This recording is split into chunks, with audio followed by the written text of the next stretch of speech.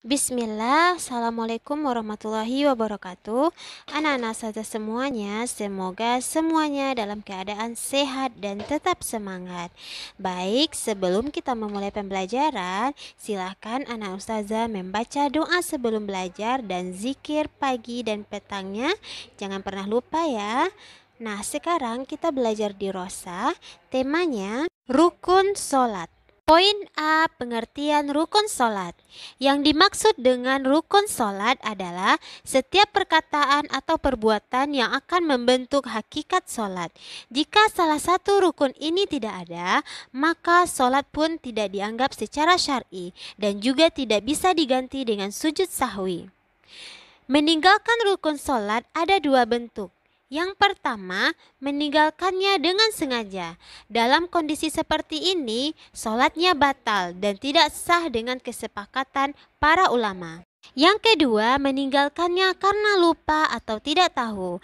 Di sini ada 3 rincian terkait poin ini. Yang pertama, tidak mampu untuk mendapati rukun tersebut lagi. Maka, wajib untuk melakukannya kembali. Hal ini berdasarkan kesepakatan para ulama.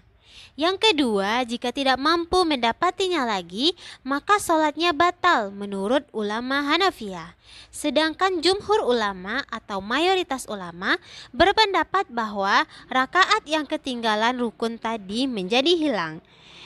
Yang ketiga, jika yang ditinggal adalah takbiratul ihram, maka sholatnya harus diulang dari awal lagi, karena ia tidak memasuki sholat dengan benar. Selanjutnya, poin B, macam-macam rukun sholat. Adapun yang termasuk rukun sholat adalah sebagai berikut. Yang pertama, niat. Kedua, berdiri bagi yang mampu. Yang ketiga, takbiratul ihram. Keempat, membaca surat Al-Fatihah. Yang kelima, ruku dan tumak nina.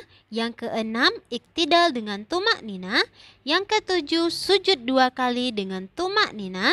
Yang kedelapan, duduk di antara 2 sujud dengan tumak nina. Yang kesembilan, duduk yang terakhir. Kesepuluh, membaca tasyahud pada waktu duduk akhir. Yang kesebelas, membaca selawat atas Nabi Muhammad SAW pada tasyahud akhir setelah membaca tasyahud. Yang ke-12 salam. Yang ke-13 tertib. Dari ke-13 rukun salat tersebut dapat dikelompokkan menjadi 3, yaitu yang pertama rukun kolbi, mencakup 1 rukun yaitu niat. Yang kedua rukun kauli, mencakup 5 rukun yaitu takbiratul ihram, membaca surat Al-Fatihah, membaca tasyahud akhir, membaca selawat dan salam. Yang ketiga rukun fi'li, mencakup 6 rukun yaitu berdiri, ruku, iktidal, sujud, duduk di antara 2 sujud, duduk tasyahud akhir. Adapun rukun yang ke-13 yaitu tertib merupakan gabungan dari rukun kauli dan fi'li. Baik, anak-anak ustazah semuanya, sekarang kita akan membahas rukun tersebut mulai dari rukun yang pertama, berdiri bagi yang mampu. Nabi Muhammad SAW bersabda, Sholli qa'iman fa illam tastati' fa qa'idan fa illam tastati' fa ala jambin. yang artinya sholatlah dalam keadaan berdiri. Jika tidak mampu, kerjakanlah dalam keadaan duduk. Jika tidak mampu lagi, maka kerjakanlah dengan tidur menyamping. Rukun yang kedua, takbiratul ihram. Nabi Muhammad SAW bersabda, Miftahus sholati tuhur wa tahrimuhat takbir wa tahliluhat taslim. yang artinya pembuka sholat adalah toharoh atau bersuci. Yang mengharamkan dari hal-hal di luar sholat adalah ucapan takbir, sedangkan yang menghalalkannya kembali adalah ucapan salam. Yang dimaksud dengan rukun sholat adalah ucapan takbir Allahu Akbar. Ucapan takbir ini tidak bisa digantikan dengan ucapan selainnya walaupun semakna. Rukun ketiga membaca Al-Fatihah di setiap rakaat. Nabi Muhammad SAW bersabda, La solata liman lam yaqra' bifatihatil kitab. tidak ada solat dalam kurung artinya tidak sah orang yang tidak membaca Al-Fatihah. Rukun keempat dan kelima yaitu ruku dan tumak nina. Nabi Muhammad SAW pernah mengatakan pada orang yang jelek solatnya sampai ia disuruh mengulangi solatnya beberapa kali karena tidak memenuhi rukun. Thumma rka' hatta tatma'inna raki'an. Kemudian rukuklah dan tumak ninahlah ketika ruku. Keadaan minimal dalam ruku adalah membungkukkan badan dan tangan berada di lutut. Sedangkan yang dimaksud dengan tumak nina adalah keadaan tenang di mana setiap persendian juga ikut tenang. Sebagaimana Nabi Muhammad SAW pernah mengatakan pada orang yang jelek solatnya. Sehingga ia pun disuruh untuk mengulangi solatnya. Beliau bersabda, yang artinya, solat tidaklah sempurna sampai salah seorang di antara kalian menyempurnakan wudhu, kemudian bertakbir, lalu melakukan ruku dengan meletakkan telapak tangan di lutut sampai persendian yang ada dalam keadaan tumak nina dan tenang. Adapun para ulama yang mengatakan bahwa tumak ninah adalah sekedar membaca zikir yang wajib dalam ruku. Rukun ke-6 dan ke-7 yaitu iktidal setelah ruku dan tumak nina. Nabi Muhammad SAW mengatakan pada orang yang jelek solatnya, Thumma rfa' hatta ta'tadila qa'iman. kemudian tegakkanlah badan atau iktidal dan tumak ninahlah. Rukun yang ke-8 dan ke-9 sujud dan tumak nina. Nabi Muhammad SAW mengatakan pada orang yang jelek solatnya, Thumma sjuda hatta tatma'inna sajidan. kemudian sujudlah dan tumak ninahlah ketika sujud. Hendaklah sujud dilakukan pada 7 bagian anggota badan. Yang pertama dan yang kedua yaitu telapak tangan kanan dan kiri.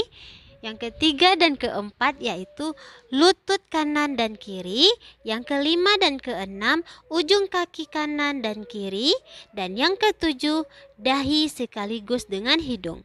Rasulullah SAW bersabda yang artinya aku diperintahkan bersujud dengan 7 bagian anggota badan. Yang pertama dahi termasuk juga hidung. Beliau mengisyaratkan dengan tangannya. Yang kedua dan yang ketiga telapak tangan kanan dan kiri. Yang keempat dan lima lutut kanan dan lutut kiri. Dan yang keenam dan tujuh ujung kaki kanan dan kiri. Rukun yang ke-10 dan ke-11 duduk di antara 2 sujud dan tumak nina. Nabi Muhammad SAW bersabda yang artinya kemudian sujudlah dan tumak ninahlah ketika sujud. Lalu bangkitlah dari sujud dan tumak ninah ketika duduk. Kemudian sujudlah kembali dan tumak ninahlah ketika sujud. Rukun ke-12 dan ke-13 tasyahud akhir dan duduk tasyahud.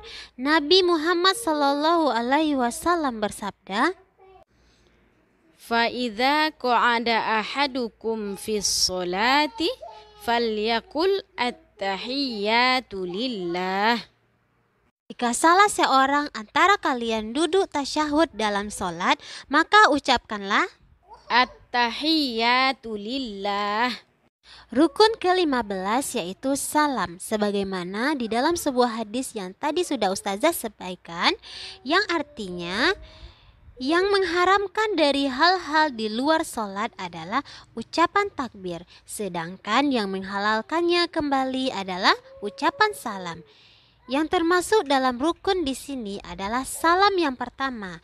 Inilah pendapat ulama Syafi'iyah, Malikiyah, dan mayoritas para ulama. Model salam ada 4. Yang pertama, salam ke kanan. Assalamualaikum warahmatullah. Salam ke kiri. Assalamualaikum warahmatullah. Yang kedua, salam ke kanan. Assalamualaikum warahmatullahi wabarakatuh. Salam ke kiri. Assalamualaikum warahmatullah. Yang ketiga, salam ke kanan. Assalamualaikum warahmatullah. Salam ke kiri. Assalamualaikum.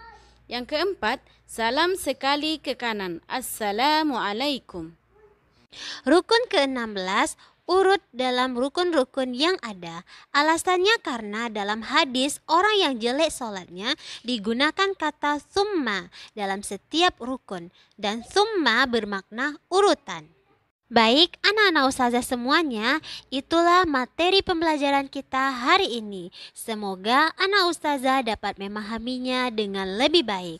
Nah, sekarang kita tutup pembelajaran kita hari ini dengan membaca doa kafaratul majlis. Silahkan. Subhanaka Allahumma wa bihamdika asyhadu an la ilaha illa anta astaghfiruka wa atubu ilaik. Assalamualaikum warahmatullahi wabarakatuh.